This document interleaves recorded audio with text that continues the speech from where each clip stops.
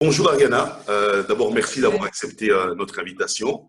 Voilà, dans une période un peu spéciale, on voulait aussi avoir un peu l'avis d'une personne hors football, mais qui est dans la psychologie de l'enfant et de la famille.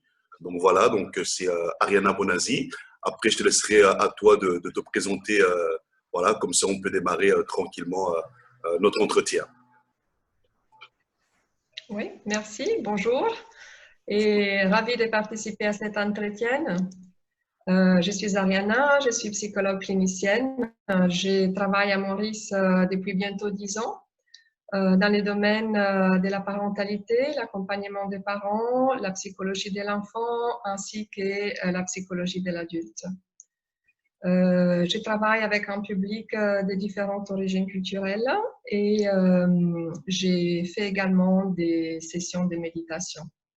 Tu es la personne, je vais dire, qui nous intéresse justement par rapport à cette période difficile, je vais dire spéciale en tout cas qu'on vit, qui est la peur du confinement. Ça fait quand même depuis le mois de mars que notre quotidien était un peu chamboulé. Donc moi, je voulais voir un peu avec toi, surtout par rapport à nous, l'académie, on gère des groupes d'enfants de 6 à 18 ans. Je voulais voir un peu d'abord dans un premier temps, est-ce que tu peux nous expliquer l'importance du sport justement dans la croissance des enfants et du rôle qu'il peut jouer dans leur équilibre? Oui, tout à fait, tout à fait. J'entends donc que déjà dans l'académie, il y a des enfants de différents âges, hein, et ça, c'est extrêmement positif euh, de jouer à un sport hein, à partir de très tôt, puisque le sport a certainement des effets très positifs au niveau du physique. Il participe à la construction du corps, il participe à la motricité de l'enfant, au développement de son endurance, au développement de sa force, ainsi que de sa résistance physique. Et donc, on constate déjà qu'à tout âge, hein, de 6 à 18, le sport est co-responsable d'un bon développement du physique. Et le sport a également des conséquences très positives, des bénéfices au niveau de la gestion des émotions lorsqu'il s'agit de moduler et d'exprimer, de relâcher les tensions qu'un individu, spécialement les enfants, peuvent accumuler sur une journée et donc d'évacuer son stress. Donc on voit déjà que les sports à tout âge, essentiellement depuis très tôt jusqu'à l'âge adulte, participent à ces réglages hein, des émotions et à cette gestion du stress, au développement du physique. Et également, il a une très bonne influence sur l'image et la confiance en soi. Puisque les sports, notamment les sports collectifs, participent à la construction d'un lien social. C'est ça qui est essentiellement mis en avant, ainsi que les sentiments d'appartenance à un groupe, notamment l'équipe dans laquelle on joue. Et donc, les sports est vraiment bénéfique à différents niveaux. Voilà, ben, justement, là, tu parles justement du sport collectif, ben, justement un peu par rapport à cette période qu'on vit, avec tous les aspects positifs que tu as dit par rapport justement au développement de l'enfant. Quelles sont les différences qu'il peut y avoir justement par rapport à ce sport collectif, le sport individuel dans le confinement? Voilà, quels sont les... Voilà. Comment un enfant, voilà, Ah est-ce oui, qu'un enfant qui fait du sport oui. individuel et du sport collectif le vit de la même manière dans un sport collectif, allez, de la même manière dans le confinement? Oui, lorsqu'on évoquait tout à l'heure la notion des sentiments d'appartenance et des liens sociaux qui étaient mis en avant dans les sports collectifs, on évoque un point fondamental dans la construction de l'image de soi de l'enfant et de la confiance en soi. Donc, avant de répondre à ta question, je fais juste un petit retour sur ces points, hein, puisque puisqu'un enfant qui va se retrouver soudainement tout seul chez lui, un enfant qui participe à un sport collectif va être plus pénalisé qu'un enfant qui participe à un sport individuel. Hein, puisque c'est notamment dans la construction, dans la relation à l'autre, hein, qu'on a directement un retour sur ses capacités, sur ses compétences. la relation à l'autre dans un moment des partages, d'un sport en équipe, voit beaucoup des choses qui se passent dans l'interaction. Il y a un partage des valeurs, il y a une collaboration, une complicité, une entraide et différents principes qui sont portés à travers l'interaction au groupe. Et l'enfant a directement un retour sur l'image de soi à travers cette interaction. Donc, c'est vrai que si on se trouve dans un confinement soudainement seul, lorsqu'on a l'habitude de jouer 3 fois par semaine avec des amis en groupe, on va vivre ces manques de façon un peu brutale. Ce qui est vrai dans les cas des mesures et de la distanciation sociale qui ont été mises en place très rapidement et sans préavis dans la crise du coronavirus. Ok. Et donc, on peut voir... Oui? Oui, je t'écoute, souris de rappeler. Tu disais, on peut voir, oui. Je disais que... Oui, on peut voir chez un enfant, et puis, encore ça dépend de l'âge, mais on peut voir chez un enfant des réactions au manque qui peuvent être différentes. Tout dépend notamment de la nature de l'enfant, de l'âge de l'enfant et du support qu'il peut également avoir auprès de sa famille pour combler ces manques.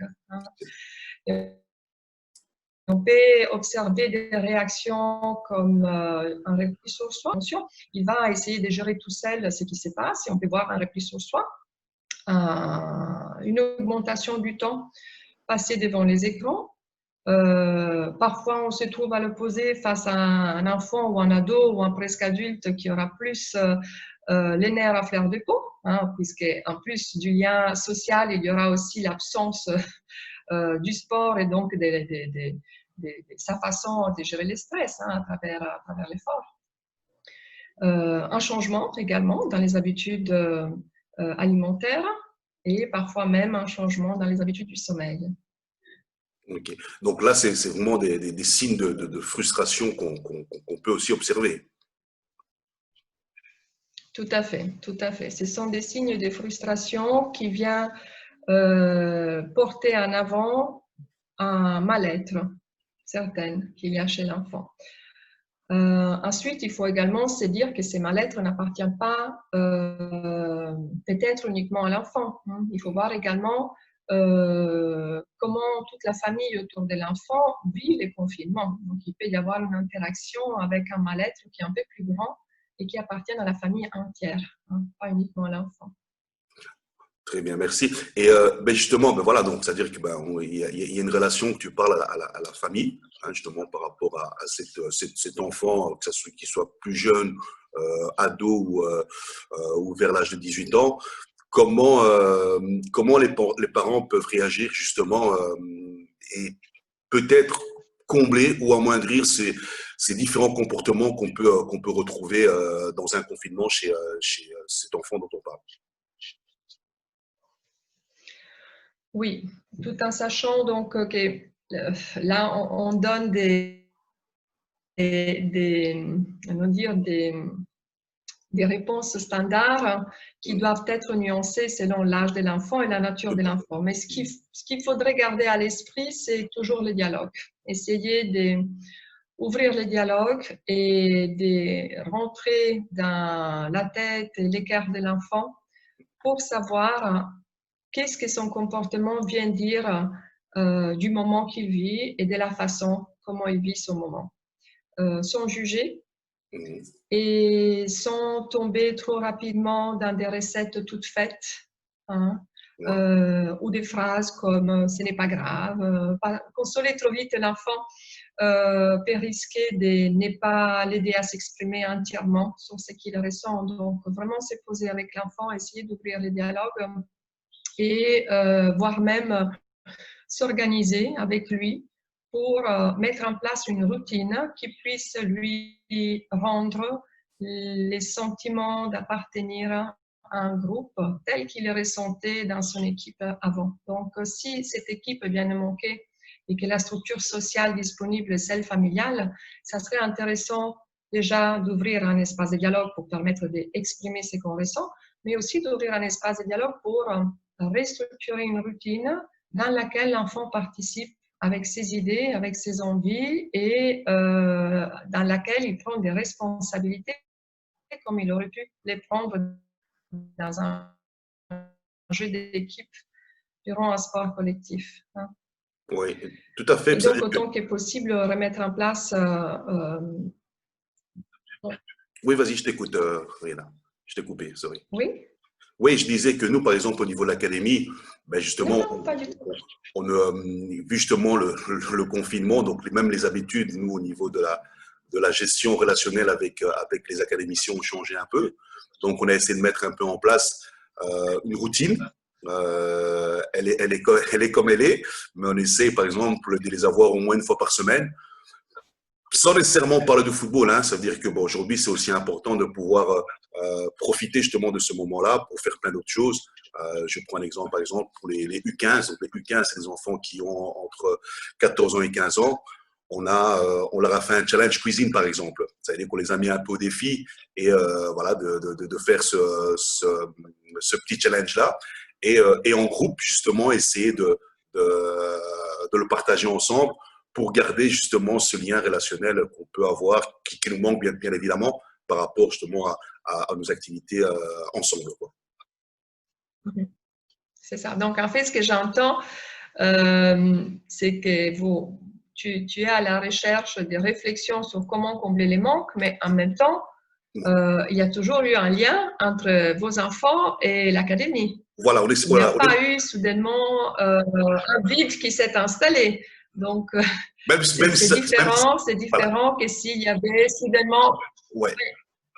C'est très positif. Voilà. Ouais, c'est très positif. Même si là, aujourd'hui, ben, c'est vrai que le manque devient de plus en plus long.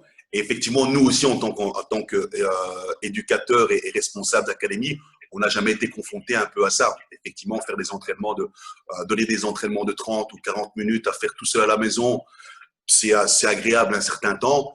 Mais comme le confinement dure quand même assez longtemps, ben, on est obligé aussi de trouver autre chose pour que l'ennui ne s'installe pas dans les différentes activités qu'on essaie de faire pour justement garder… le but dans tout ça, c'est vraiment garder ce lien social, même si effectivement on fait partie d'une équipe, c'est difficile de pratiquer du football. Alors comment on peut faire pour garder justement ces genres de liens-là?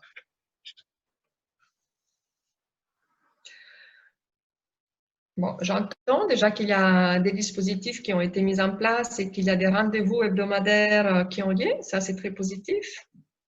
J'entends qu'au-delà de l'entraînement sportif qui est bénéfique pour les raisons qu'on a évoquées plus tôt, hein, bénéfique en termes de gestion du stress, évacuation des tensions, modulation des émotions et maintenir vivant un lien d'appartenance. Donc, tout ça, c'est positif. Vous continuez à les faire. Hein. J'entends qu'au-delà de ça, donc, il y a aussi des petits défis qui sortent du sportif et qui peuvent être amusants, voire même impliquer la famille là-dedans.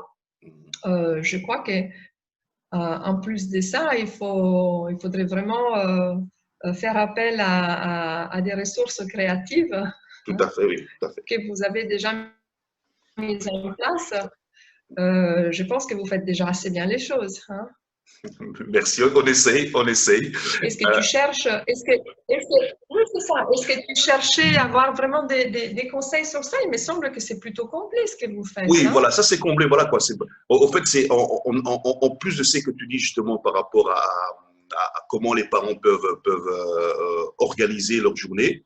Ben nous aussi quelque part aussi, un peu comme l'école aussi, hein, c'est-à-dire que aujourd'hui au niveau de l'école, on voit quand même que l'école reste quand même présente, même si et là on reviendra à cette question-là, les parents deviennent tout d'un coup professeurs, entraîneurs et un peu tout quoi. Donc comment un parent, quel conseil on peut donner à un parent justement par rapport à tout ça? Parce qu'aujourd'hui, effectivement, et j'ai lisé dans ton article que tu as fait, ben, le parent est un peu maintenant aujourd'hui au centre de tout. Tout d'un coup, ben voilà, c'est ce qui n'était pas habituellement le cas il y a encore 2 mois. Oui, oui, tout à fait. Donc là, si je comprends bien, la question, c'est comment remplir ces manques ou comment aider la famille à gérer ces changements des routines, hein, et que dire aux parents. Oui, justement. Donc déjà, encore une fois, ça peut varier au cas par cas. Et heureusement hein, que l'Académie a gardé un lien avec les enfants et avec les familles pour les aider à garder des rendez-vous hebdomadaires qui sont importants pour l'enfant. Déjà, ça, c'est super. Aux parents, je dirais de faire attention aux variations des ressources disponibles semaine après semaine, puisque ça peut changer. Il peut y avoir des semaines plus difficiles, puisque les parents aussi sont engagés dans la gestion de leurs propres soucis au quotidien. Chaque famille est affectée de manière différente. Hein. Mais il y a certainement un débit de ressources qui part là-dedans, dans la gestion des soucis des adultes. Et faire attention à comment on se sent aussi en tant qu'adulte. Et d'être flexible dans cette routine qui se met en place. La routine est importante pour tout le monde, mais elle doit être juste un point de repère. Elle ne doit pas être inflexible au point de devenir difficile à mener de l'avant, compte tenu de la situation qui est très délicate et qui est imprévisible. Hein. Je veux dire, l'évolution hein, de ces confinements et après-confinements échappe au contrôle de tout le monde. Donc là-dedans, la routine, elle doit être plus un repère et un soutien au lieu de venir étouffer les membres de la famille vers quelque chose dans quelque chose qui est sclérosé. Hein. Et en plus, ce que dire aux parents, je dirais d'ouvrir aussi un dialogue au niveau de la famille par rapport à ce qu'eux ils ressentent. Et donc de faire circuler l'information, ne pas faire de ces enfants des parents hein, et même dont on pourrait avoir besoin, puisque chaque adulte a aussi un enfant intérieur qui souffre. Donc ne pas mettre l'enfant au rôle de l'adulte vis-à-vis duquel on s'exprime et on demande de l'aide. Hein, c'est pas l'idée. Mais peut-être de venir souligner ses limites parfois avec les enfants, peu importe leur âge, et leur dire aujourd'hui je me sens fatiguée. Aujourd'hui, j'ai besoin de plus d'aide. Aujourd'hui, j'ai besoin que vous gériez tout seul les rangements de la chambre ou telle et telle tâche, que vous soyez plus autonome. Ou alors aussi, avoir besoin de ne pas faire toujours la même chose, comme par exemple s'acharner, hein, à coûte que coûte, terminer les 17 pages des devoirs que l'école impose. Et s'écouter là-dedans aussi, écouter ses limites. Ouais. Ben, en tout cas, Ariana, et en parler. Ouais. Et en parler. Voilà. Donc, c'est possible. Voilà, je disais merci parce qu'il y a un mot que tu viens de souligner qui, à mon sens, en tout cas, a beaucoup d'importance, c'est d'arriver à souligner ses limites.